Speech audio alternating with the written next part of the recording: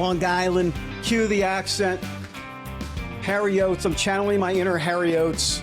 Welcome back, everybody, to American Sunrise. I'm David Brody. Happy Labor Day weekend. It has been 225 days since President Trump returned to his seat in the Oval Office.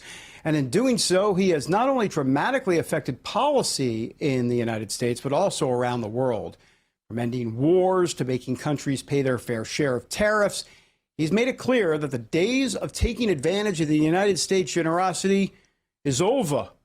Joining us now with his take on the commander-in-chief and his place on the world stage is former Assistant Secretary of State and current candidate to be the next governor of the great state of Maine. That would be our good friend, Bobby Charles. Bobby, good to have you here. So look, when it comes to international diplomacy, what do you think was the president's boldest move so far? There's a lot to sift through and choose here, Bobby.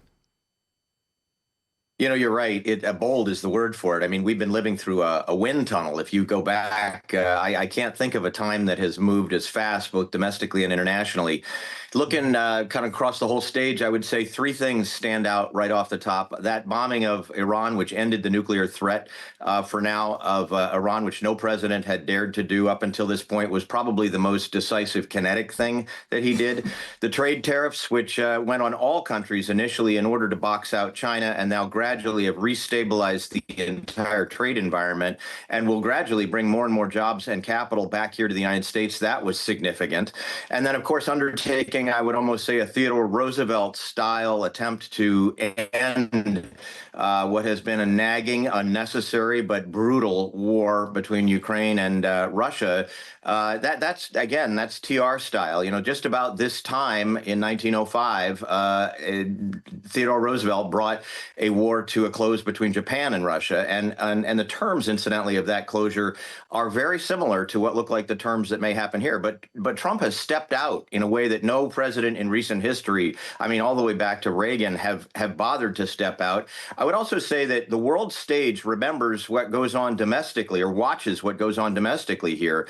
And what you've seen him do on the domestic front is stunning. I mean, day one, he had a stack a foot tall of executive orders. No president has done that. And then the other really big thing is he closed down the border and went after illegal aliens. That's tantamount to the way in which Ronald Reagan shut down the PATCO trade union and shocked the Soviet Union, because they said, look, this guy's word is his bond. What he says he will do, and he says we're going to end up on the dust heap of history. So, you know, the key about Donald Trump as a leader is he's responsive to the American people.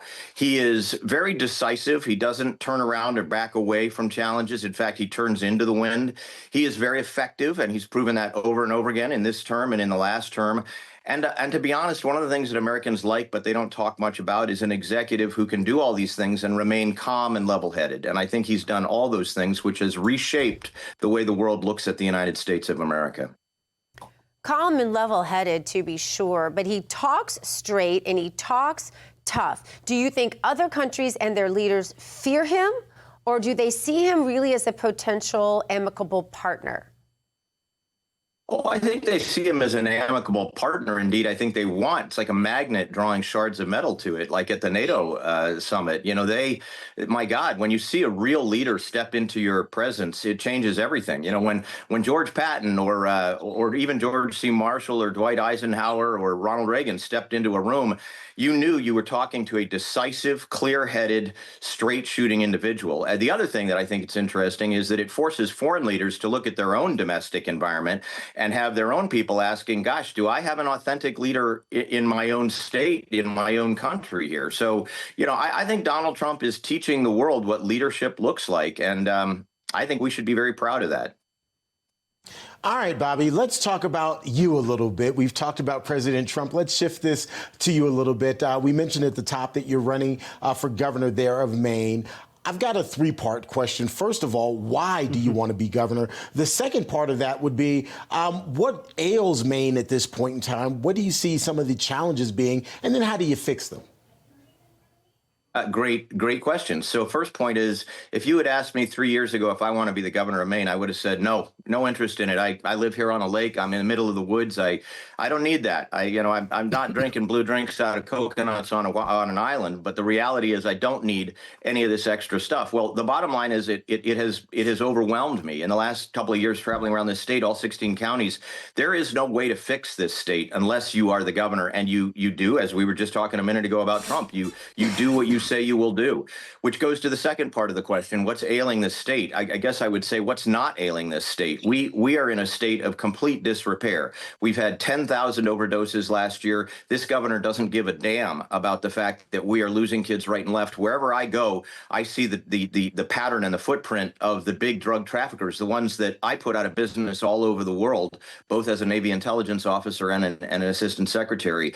So, that's the first big thing that drew me to it. The second is that our taxes are out of control. Our taxes right now are the highest property taxes in the United States, in a state that makes an average income of $42,000. That makes no sense. So that's all because of the Democrat mandates that they drove down onto the towns, onto the cities, on top of course, all the regs they've put on the businesses. So I want to create a very pro-business environment that is safe. And then the last big thing is, the last thing I tend to talk about is education, because we were near the top of the country in education. And now 70% of our fourth graders can't read, more than 70%, 75% can't do basic math at the 8th grade level. How are you going to go be successful in life, whether you're going to go work at Bath Iron Works or you're going to go out and start your own company or be a journalist or anything else, if you cannot do basic reading and basic math? So all of those were where I started, Terrence, and it's actually quite easy to fix those if you put your head to it. As they say, in a world of utter mediocrity, it doesn't take much to be great. So what am I going to do? I'm literally going to go after the drug traffickers. I have a 30-point plan already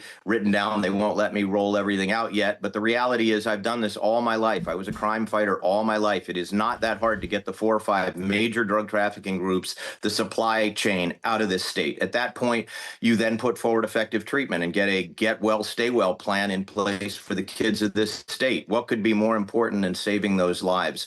In terms of taxes, you dramatically roll back all of the mandates that then lower property taxes, and I'd like to get rid of the income tax. We would be the 11th state after Mississippi, and with all due respect for Mississippi, if people will rush to Mississippi to open businesses, I think they will rush to Maine to open businesses if we get rid of the income tax. And the last piece, education, that's the part about getting wokeness out of our schools. That's about getting our education system back to what it was when I went through the system and graduated from an unaccredited high school, but went out and was able, with the teaching of loving, do everything I've done in life. So these kids need a prosperous future. These parents need to have support and help. They know they should not be put down by their own legislature and by a crazy Democrat governor who believes that we need to put boys and girls sports. No, that is a complete abomination. So end game is you can fix all these things if you have the will and you have a strong leader who is willing to take the hits. And I am telling you right now, they've already come after me. I am the only candidate on the Republican side that the National Democrat Organization of Governors has decided they need to attack. They need to attack me and former Governor Paul LePage.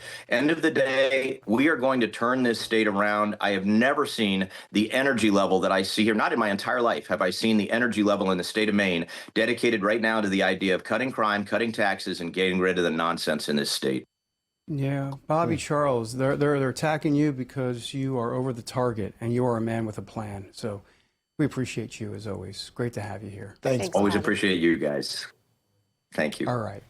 Coming next, a vaccine for cancer survivors to help prevent the disease from ever coming back. Details ahead. Back in a moment.